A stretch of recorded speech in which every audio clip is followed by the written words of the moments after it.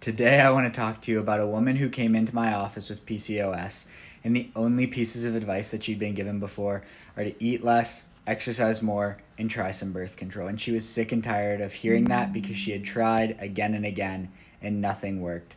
Let's take a look at what we did with her. We like to test hormones via a Dutch test so we can see how your hormones are metabolizing in your body. And as we can see here, she has a lot more androgens than she does estrogens, and she's got a pretty big imbalance in her estrogens over here. On this same test, we also take a look at her cortisol pattern. As you can see, she has a ton of cortisol. This can lead to issues like weight gain, bloating, and a bunch of the other hormonal issues that she was experiencing with her PCOS. We also usually like to run a stool test when we're looking at hormones because gut health and hormone health are very often interconnected. And as you can see, this patient had a ton of inflammation going on in their gut, a pretty big imbalance from good gut bacteria to bad gut bacteria.